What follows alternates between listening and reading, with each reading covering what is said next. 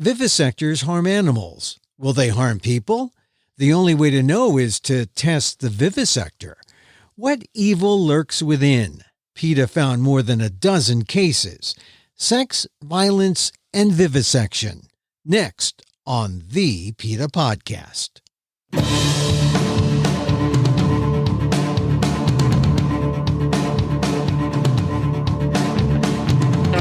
Welcome to the PETA Podcast. I'm Guillermo, your host for this behind-the-scenes look at PETA, the largest animal rights organization in the world. On today's episode, psychological profiles of vivisectors. Should we demand them before giving them tens of millions in research dollars? PETA sent a letter to the Department of Health and Human Services to make psychological testing of vivisectors mandatory. So far, no answer from the department. But consider this. FBI profilers know that violent serial killers usually started small by torturing animals. What would a psychological profile reveal about the research scientists whose careers involve cruelly abusing animals? Does that behavior indicate something outside the lab that we should worry about? PETA research found at least 17 cases of vivisectors involved in violent crimes like rape and even murder. These were all respected scientists funded with your tax dollars, but who showed an evil streak that took them from the laboratory to prison. One researcher explained his crime with this admission: "I just did it. Something in me was evil." When science is bad for the animals and worse for the humans. Here's my conversation with PETA Senior VP Kathy Guillermo on the PETA Podcast. And as a warning, there will be references to sexual assault and murder and molestation. As I watched Netflix Mindhunters, a program about the FBI's psychological profiling of serial killers, a light bulb went off in my head. And I began to see that there were certain parallels between the kinds of personality traits that they described in some criminals and, forgive me, in other people, including people who experiment on animals. And I began to be curious about that. We know there's already a link between people who harm animals and then go on to harm other people. That is one of the issues that the FBI looks for in murderers and in criminals. Have they tormented, tortured, or killed animals? So there's already that link. But I wondered, could it be true that in some cases, people who experiment on animals have found an acceptable way to work out their own psychological problems? And so I began to look into it. All right. Now, when you say Netflix, as soon as you say Netflix or a Netflix series, you lose a little credibility because people will say, "That's Netflix, that's fiction, that's not real." What do you say to those people? Because they'll question whether or not, okay, yeah, the link really there, between the people who experiment and and the kind of harm they do to animals. And that's completely understandable. And I'm not suggesting that what I'm talking about is directly applicable. It was simply the beginning of an idea. The series that I was watching was a fictionalized version of how the FBI developed its crime profiles. And I asked myself a question. Is it possible that there are some people who have experimented on animals and then gone on to commit violent crimes against human beings? Did they start with animals and then not stop outside the laboratory door? It was a simple question. And honestly, I didn't know what the answer was. But what I found is, yes, indeed. And almost immediately, we turned up 17 such individuals, some of them horrific experiments on animals, and then turned violent towards humans as well. So Netflix was a jumping off point. You didn't know what you were going to discover. And you did the research and you found 17 examples?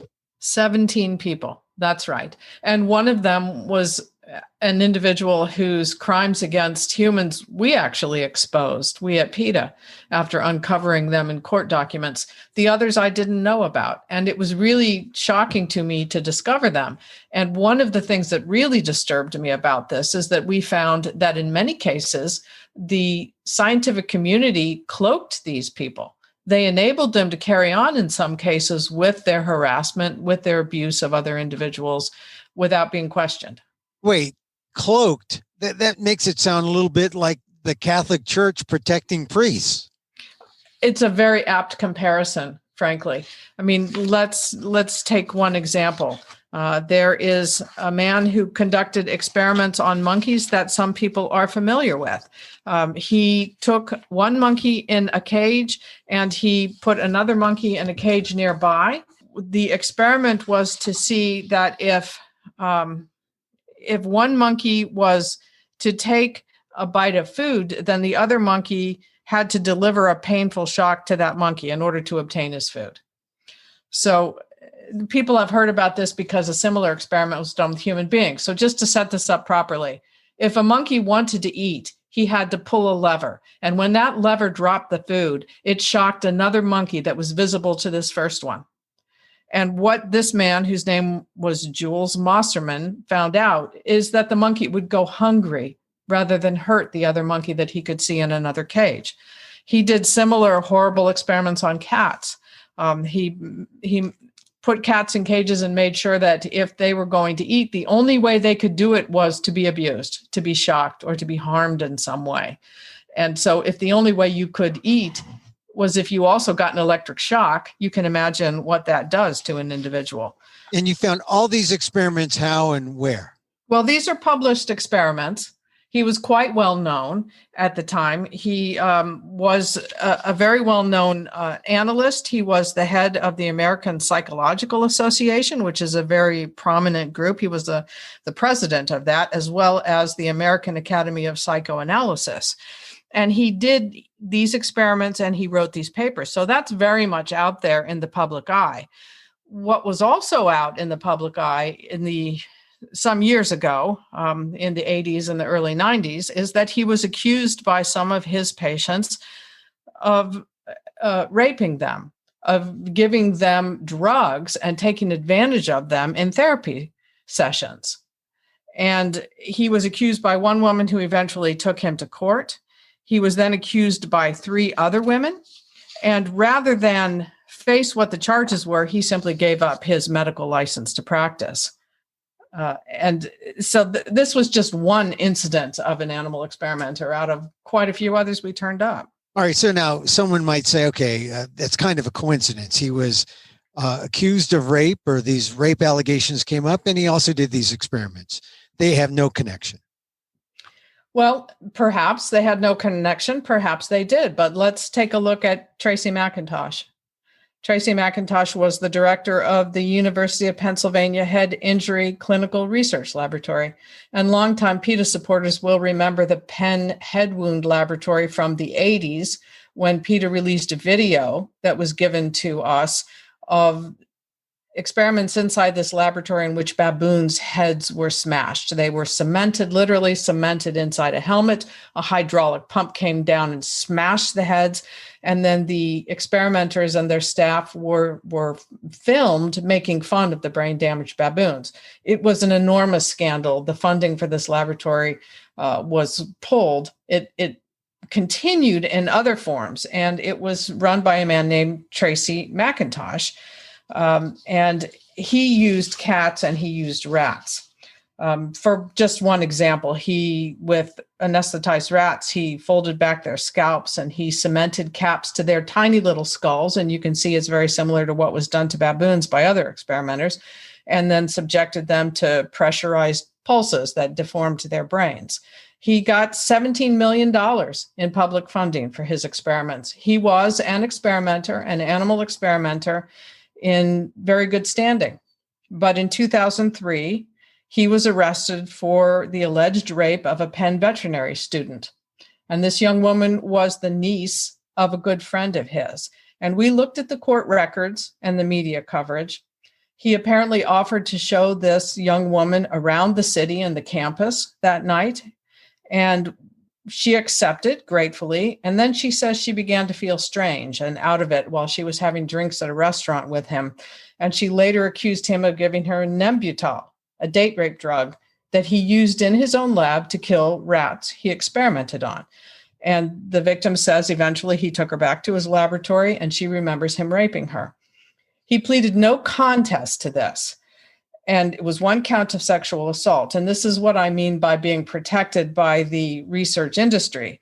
The judge said, and I quote, that he had factored in McIntosh's important work with stroke victims and brain injuries, and he sentenced him to house arrest for a couple of years. And there was such a huge outcry about that the sentencing was redone, and he was sentenced to 7 years in prison. And he did go to prison. He is out of prison now. But that is a case of the experimentation industry hoping that scientific credentials are going to spare these people from what should happen to them. And what happened to the science research while he was involved in all this legal stuff? Presumably somebody else took over the laboratory. He's no longer in the animal experimentation business. All right. So now another question, a skeptic would say, all right, these, you gave me two cases. They could be connected, but we're dealing with a small sample size. We're dealing with something that could be coincidental, anecdotal. I'm just saying that if you want to make the case that they're related, what do you think you need to prove to skeptics that there is a connection? Psychological evaluations of the people who conduct these experiments. That's what we need. No, we can't say this outright, that if you experiment on animals that you have a psychological problems. And in fact, I don't believe that. I don't think that all people who experiment on animals are deviants in some way. But I do think that we've uncovered enough cases that it raises the question about the suitability of some people to take public funding and to do the work that they're doing. I mean, that's a key word, public funding, or key phrase, public funding, because these people are entrusted with tens of millions of dollars, right? That's right. To do the experiments in the name of what? The public good, really, in the name of science, but it's really with public dollars. They should be doing it for the public good, presumably, right? That's right.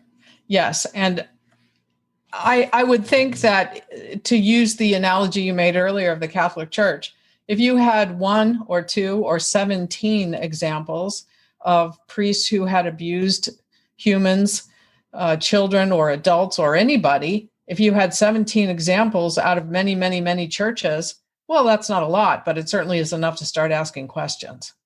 And so you go back to what we started out with earlier, the idea of PETA wrote a letter to the Department of HHS saying that there needs to be psychological evaluations for anyone who wants to receive money to experiment on animals. That's right. And what kind of response did you get from the Department of HHS? They have not deigned to respond to our request, which I think is one of the issues within the animal experimentation and the government research community, is that they believe they're above questioning. They believe that they are above any sort of examination or consideration of factors such as these. So arrogance, in a way. Arrogance, control, manipulation. These are all some of the traits that I began to recognize from that, what you could call a silly Netflix show, but which resonated with me, that there is this attitude among so many animal experimenters that they are smarter than everybody else, and that everybody else is basically put there for their pleasure to use in whatever way they see fit. So basically, this is a show that inspired your research. It's a show about profiling people who do bad things. And so I guess you figured, well, why don't we profile the experimenters, the vivisectors? Is that how the path to your research took hold? Very much so, although it was strangely easy. One of the first people I came up with was a man involved in a crime that had happened not long before, a man named Wyndham Latham. And he was arrested in July of 2017 in Illinois, charged with the murder of his 26-year-old boyfriend. And at the time of his arrest, he was an associate professor at Northwestern University. He infected mice with bubonic plague. That was his area of research. He'd been awarded more than $3 million toward his experiments in public money. And according to the prosecutors, Latham and another man from England, whom he'd communicated with online for many months about their shared sexual fantasy about killing other people. According to prosecutors, they said that Wyndham Latham and this person he'd been talking to from England murdered his boyfriend one night by stabbing him more than 70 times, just because they had this idea this might be a fun thing to do. It might be a gratifying thing to do, according to the prosecutors. The last words he reportedly spoke were, "Wyndham, what are you doing?" He was arrested. He confessed. He's in prison right now, awaiting his sentencing, awaiting his trial. And one of the ironies of this story is that after the COVID pandemic broke out, he suggested to prosecutors that he was too valuable to be in prison. He needed to be out where he could make his contributions to science. That's pretty, all these things are pretty gruesome. Was there a correlation between what you found they experimented in and what they did to other humans? There was some sharing of drugs. As I mentioned in one of the previous cases, the Nembutal. There was an animal experimenter also who murdered his wife, and he had ordered the cyanide into his laboratory in order to have the medication to poison her with, or to have the chemical to poison her with. So there was that kind of overlap that we saw. Other than that, what we saw basically was some really horrendous animal experiments and then tremendous violence toward humans. And that seems to be the key connection. So in some ways, it was like the vivisector in his personal life looked on other human beings in his life as being kind of no different than the animals he experimented on. Very much so. And that was what struck me. It was stunning to see these kinds of connections. There's another man, William French Anderson, who's been called the father of gene therapy. And he got that title by doing lots of experiments on monkeys and mice, rats, rabbits, sheep. He was the director of the gene therapy laboratories at University of Southern California. And he also did radiation studies on mice to test certain experimental drugs. He got more than $2 million in public funding for his experimentation. But in 2004, he was arrested for sexually abusing the daughter of his assistant, who said that he had offered to teach the little girl martial arts at his house. She was 10 years old when he began this abuse. It went on for some years before she reported it to another adult, what was going on. And what she said of this experience to the courtroom was, and I quote here, "He maliciously destroyed my world to fulfill his own sick pleasures." He got away with as much as he could. And his only comment about this, for quite some time, he avoided confessing to it, although he did brag that he was treated like a godfather in prison. But what he told somebody who was wearing a police wire was, "I just did it. Just something in me was evil." There's something about when you have power as an experimenter over, say, a lab animal, and you're experimenting on that. It sounds like there's a transference to the domination one feels toward other human beings that they deal with. I think that is sometimes the case. And I certainly, as I say, I certainly wouldn't say that of everybody. But I do think there is that attitude. There was an experimenter at the University of Washington National Primate Research Center named Michael Katz. And he was eventually, after many years of complaints about him, fired for sexual harassment and for racist comments he made to students who were Asian Americans. And he basically said, I don't care what you say about me. It's my job to get grants and do experiments. And he felt very much that he was above any kind of being held to account for any of his actions. So you've now, in the course of our interview, have mentioned about 5 or 6 cases. You said you have 17. Was it, I mean, I don't know how much time you spent on this, but was it hard to come up with these cases, or did they just, suddenly there they were installed there as you looked at, the hundreds of people who get NIH grants, and you look at their public research, and then you find, I guess you either find some kind of link in the public record to major crimes, because some of these crimes are not insignificant. I mean, they must have created or caused news in their various locales. I'm sorry to say it was easy to find these people. It was easy on simple Google searches to come up with people who had lucrative careers, and sometimes, in some cases, for many years, who had committed crimes of molestation, rape, murder, or harassment. That was easy. What was a little more difficult is that we were very, very careful with the evidence that we compiled. We looked at court records. We looked at all the news accounts of it, everything that we have put on our website in our feature called Sex, Violence, and Vivisection. Everything that we included on that website was very carefully researched and documented before we put it up there. Finding the details was not always easy. And so that was something we took very seriously. So it sounds to me like the big question is, if PETA wants the Department of HHS to do these tests, psychological evaluations, they haven't said anything yet, but if the psychological evaluations were conducted, and if they had been conducted when these folks that you mentioned were experimenting, were vivisectors, do you think it would have made a difference? Do you think it would have changed things either on the animal front or on the human front? I think it has the potential to change things. I do. Whether it would have, I can't say. I think this is like so many of these cases where links are made between the abuse of one being and the abuse of others. Some of this has yet to be verified and proven. As I said, we know there's a link between the abuse of animals and the abuse of humans. And this is why in cases of, for example, spousal abuse, when the police come to a home, they will remove the children and they will remove the animals too, because it's likely that if a spouse is abusing another spouse, everybody who's in that home is in trouble.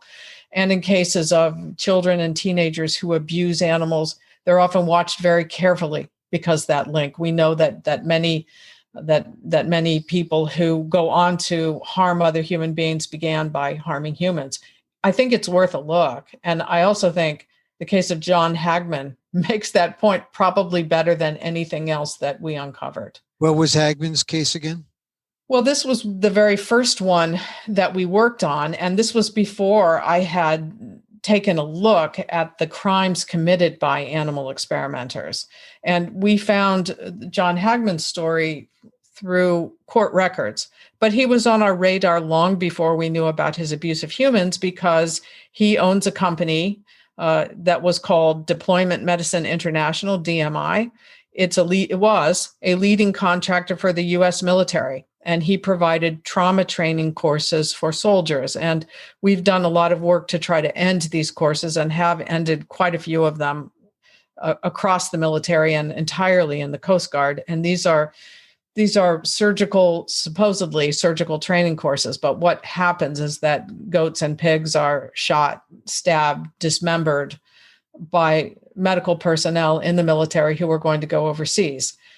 We know, just by way of background, that this is not good training. It's not good to try on one species what you must ultimately do in another. And there are simulators that can replace animals. So we were working very hard on ending this training. So John Hagman, as a physician and somebody who was in the military, who had started this company, and just from 2013 to 2018 had $12 million worth of federal contracts, he was already on our radar. What we found in court cases is that he had been accused by numerous members of the military of sexual abuse.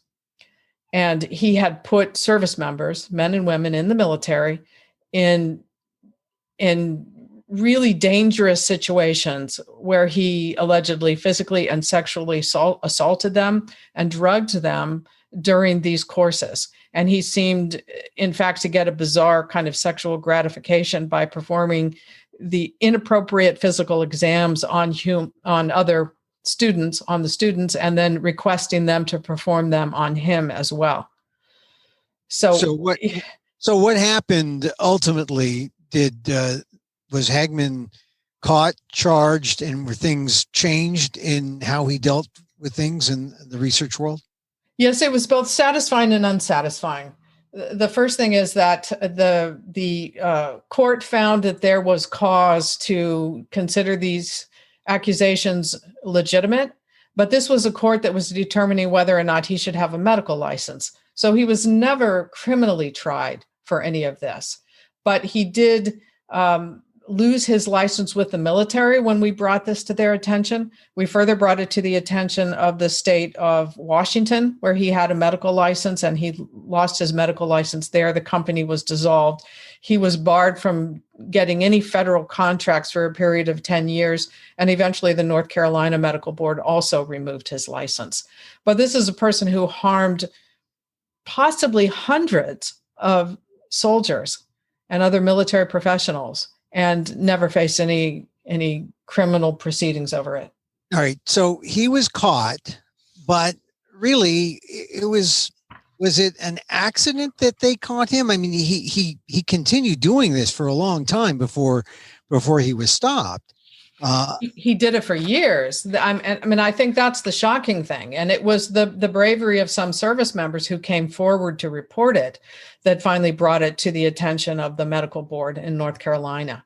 And so that's how that happened. But we had done an investigation of one of his training courses. Now, this was a training program where Hagman himself was not present, but there was a weird kind of culture among the trainers in his course. And we found a very weird kind of attitude where lots of sexual references were made.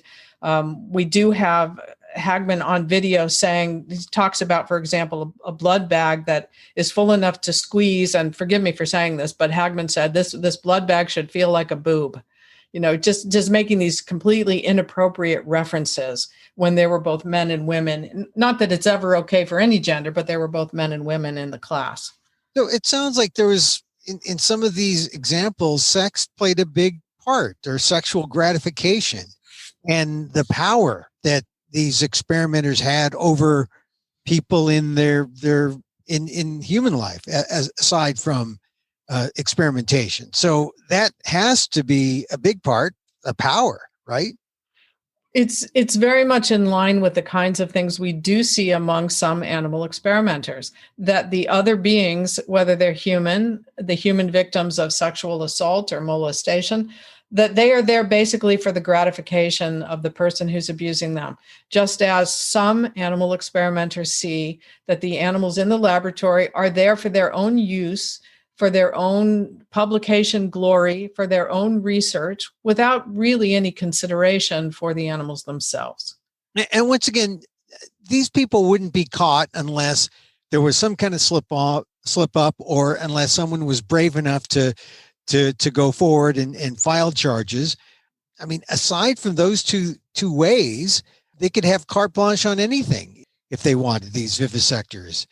It just doesn't sound like there's enough checks or enough control or enough oversight put on them to prevent these kind of abuses.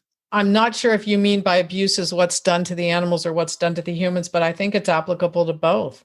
I really do. I mean, if we look at the so-called oversight of animals in laboratories, there is hardly any. There really isn't. It's a paperwork issue. Well, let me go at it this way. Were the experiments so heinous that they could have predicted what these people did in their regular human lives, or was it just standard run-of-the-mill kind of vivisection? I think it would be hard to draw conclusions from what we have.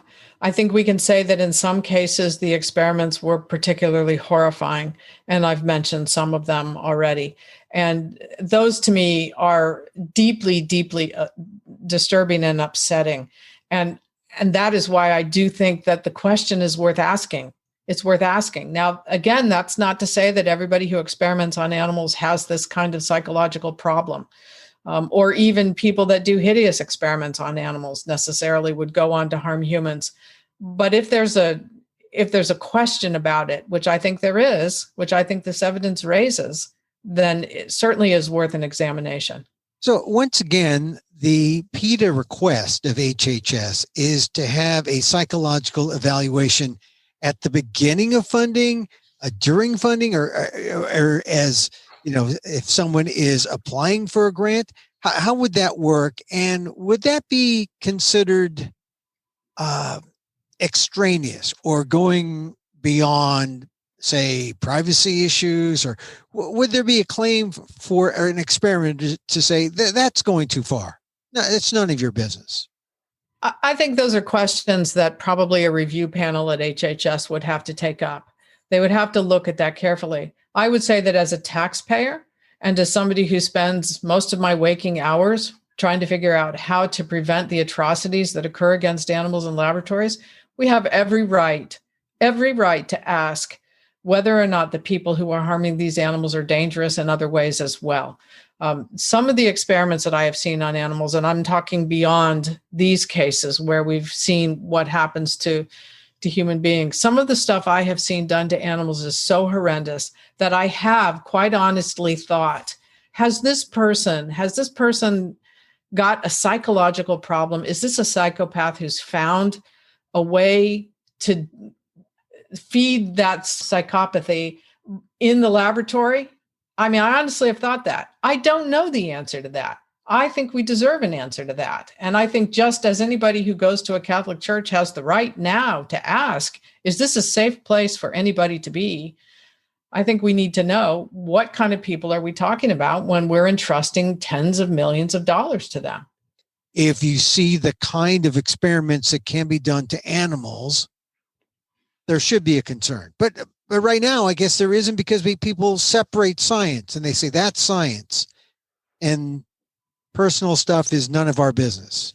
There is an attitude in the scientific community that people who are not scientists, and even more than that, not scientists with expertise in their area, have no right to question what they do.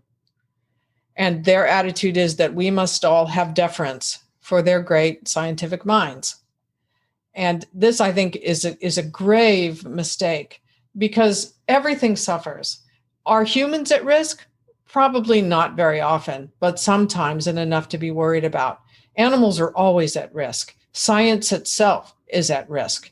When we have been following the work of an experimenter who captures sparrows and other small birds and has done simply horrendous things to them. And her excuse is that she is studying stress in wild animals, because basically the world is a stressful place and we need to know what's going to happen to species of animals in stress, under stressful conditions. We have to be concerned about these animals. We have to be concerned about what's being done to them and why. And it might sound reasonable in a paper that somebody has done something, but if you step back and take a look at it, science itself is suffering right along with the animals. And so right now, you're awaiting a response from HHS. Vivisectors still can receive money and still do their thing. And are there people who are potential victims out there, you think, given the kind of, just how widespread, research is and, throughout the land? I mean, is there a real concern? Or, I mean, like I said, you got 17 examples here that you cited. If people did more of a survey, would they find more, you think? I suspect that's very likely true. We don't have access to all records. We have done a beginning. We've started something here. But if you look at somebody like Tracy Mcintosh, who's the man I mentioned early on, who raped the niece of a colleague of his after drugging her with Nembutal, if you look at his case, what surfaced later were many, many accusations of sexual abuse. So this niece wasn't just a one-time thing. This had happened a lot. and Michael Katz at University of Washington. Years of complaints about sexual harassment, inappropriate suggestions of intimate contact, racist comments. Because we know about, in some cases, the one victim who came forward and got action taken, doesn't mean that there weren't dozens of others. So is there a more proactive way to go about trying to stop this? Yes, we can do psychological evaluations. I think it's a place to start. Now, are there people who do terrible things who aren't animal experimenters? Without question. But we've raised this connection, and I think it's worth a follow-up. So people who are interested in the research that you've done, where can they go, and what can they do to force the Department of Health and Human Services to do more? They can go to PETA.org, or they can Google the title of the piece that's on our website, Sex, Violence, and Vivisection, it's called. And there is an action at the end, an action step. People can send an email to the Department of Health and Human Services. So far, 50,000 people have requested this of HHS. 50,000. Mm-hmm. You've been doing this a while, fighting for the animals, trying to save animals' lives. Is this the most, I don't want to say the most gruesome thing, but because vivisectors aren't necessarily good people. You've seen that, but is this sort of does this take it in terms of proving to you in your mind that vivisectors aren't well, or that they are capable of doing these dangerous, hideous things to humans? This proves to me that some of them are. I'm certainly not going to say that about all of them, although many of them do really terrible things to animals, and that's profoundly disturbing as well. But certainly not all animal experimenters go this far. I do think people should look at the cases that we've profiled, because it is shocking. It's horrifying.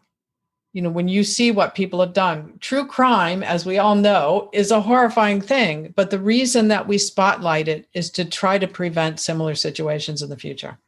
You've cited these cases, but you can't make the generalization to make this a bona fide profile, right? I don't think we can say that about all animal experimenters. And in fact, I think many animal experimenters are people who are looking for a way out, or don't know they're looking for a way out and haven't found it yet. I know many people who used to experiment on animals who are good people, and they got out of it because they couldn't take it. And I think there are a lot of the people who stay in it because they believe that this is what they have to do in order to publish, and they have to publish in order to stay employed by their university. And this is the paradigm they know. They don't know what they're going to do if it's changed. This is all very dangerous for science, of course, and certainly deadly for animals. But I wouldn't say by any means that every animal experimenter meets this profile. I just repeat, some do. Let's take a look at it. Let's question it.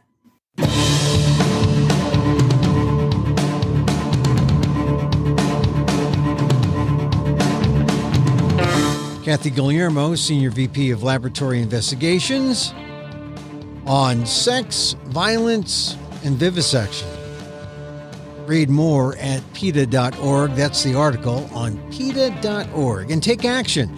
Demand that the Department of Health and Human Services require psychological testing of applicants before getting any money for research on animals.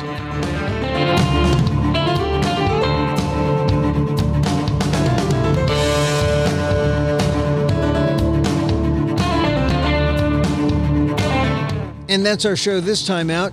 Hey, thank you for listening. You can contact us at PETA.org. You can find me on Twitter at Emil Amok, that's EMILAMOK, or on AMOK.com, or see my work at ALDEF, the Asian American Legal Defense and Education Fund. That's at AALDEF.org/blog.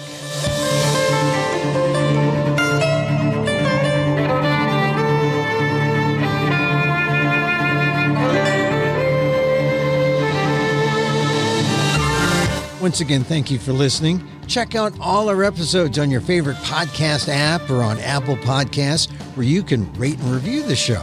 It helps get the word out about the issues you care about. Our music is provided by Carbon Works. Check them out on YouTube. And join us again next time for more insight into animal rights and the fight for a cruelty-free world on the PETA Podcast. I'm Emil Guillermo.